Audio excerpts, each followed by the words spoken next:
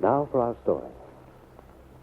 This morning, driving into Los Angeles from his house at the beach, Paul Cromwell felt that the prospect for the next few months was definitely brighter.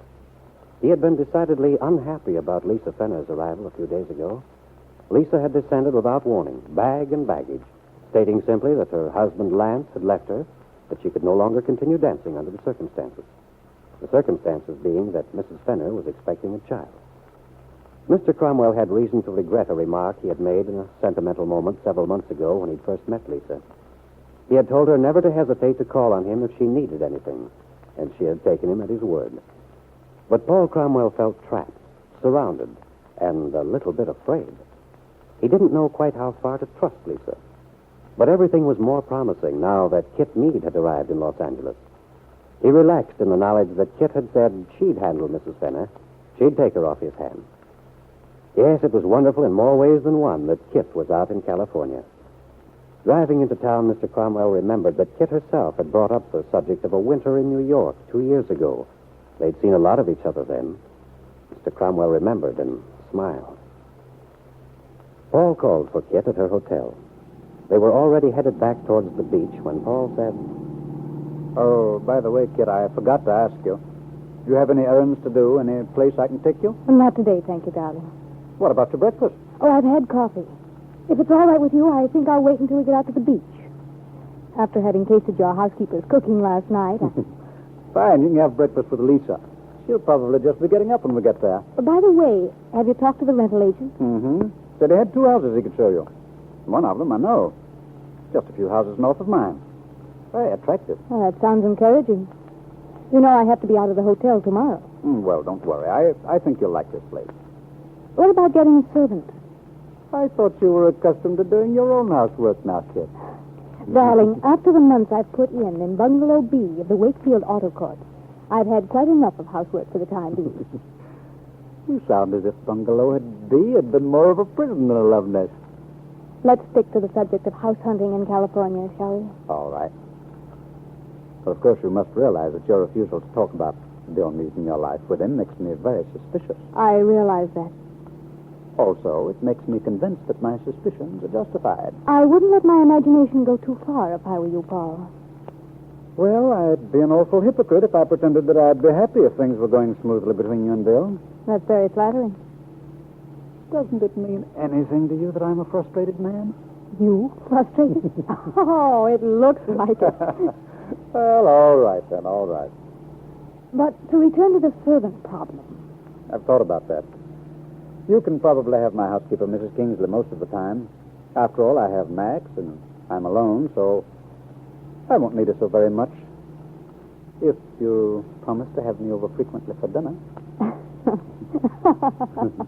What's so funny?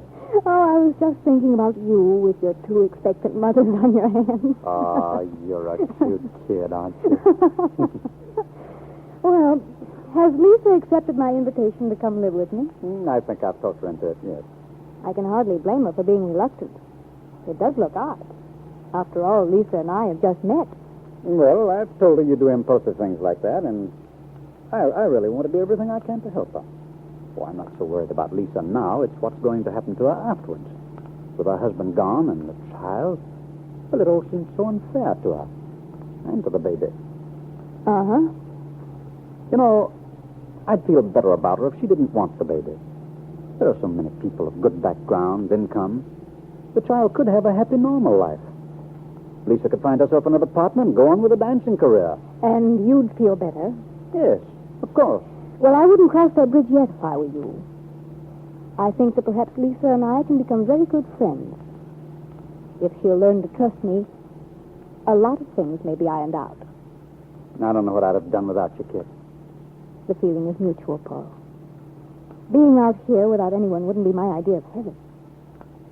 That's why I can't figure out why you came out here to have this child.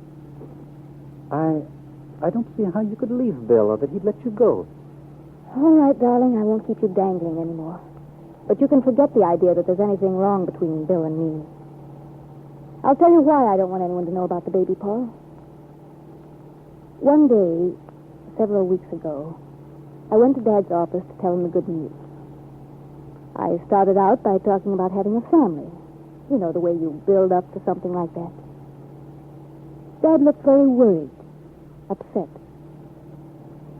Finally, he told me that since I was thinking along the lines I obviously was, he thought he should tell me about my mother's family.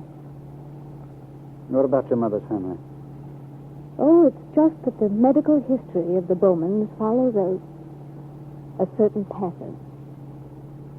Every so often, there's a child born who isn't as it should be. Yes. Well, that's ghastly. Yes. Yes, it is. And when you found out, you were already... I was. So that's why I'm here. I didn't want to have a child in Wakefield. If something went wrong,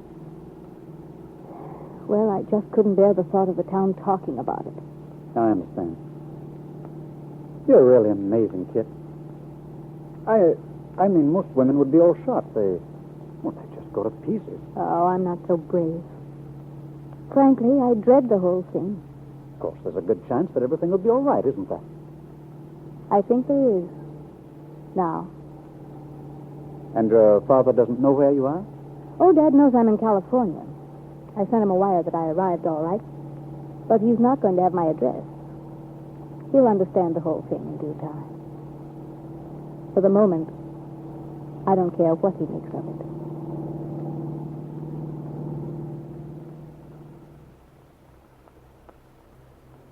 And Ben Calvert was making his own conclusions as to his daughter's departure, and Bill Meade's refusal to tell him where Kit was staying. He was quite certain that where Kit had really gone was to Reno to get a divorce he was determined to prevent. This afternoon in Wakefield, Ben was sitting in the coffee shop of the Brown Palace Hotel, an untouched glass of beer before him. Ben's mind was occupied with ways and means. He had to get Kit back, and he had to save his face. A man took the stool next to his at the counter. It was Fred Clark, the station master, notably long-winded, and Ben didn't feel like talking. Howdy, Ben. Hello there, Fred. I saw you sitting over here. How's tricks, Ben? Business good as usual? I can't complain. No, guess you can't. Same can't be said for other folks, huh? Yeah. This is the first day I've had away from the station in months. Been busier than a one-armed paper hanger. Looks like the more the government asks people to stay home, the more folks want to travel. Perversity of human nature, I call it. I guess so. Well, I guess you'll be going out west next. Out west? Yeah. Oh, you mean to join Kit? And Jessie Ward. What are you talking about? Jessie's going up to Wisconsin for a couple of weeks. Then she sure took the long way to get there. Sold her the ticket myself. Round trip to Los Angeles, California and back. What?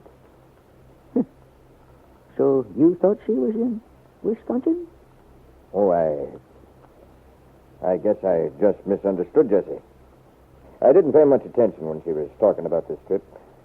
For some reason, I just had an idea she was going to Wisconsin, but I'm sure I misunderstood her. Yeah. Looks that way, don't it? Yes, it does.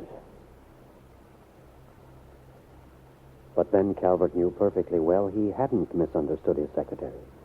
Why had Jessie lied to him?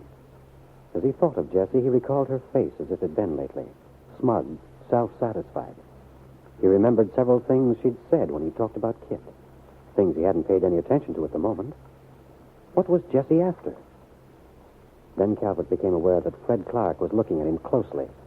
He drank his beer and started talking about the news. But in the back of his mind was an uneasy feeling that was going to fear. I wonder if Ben's secretary will be able to locate Kit Meade when she arrives in Los Angeles.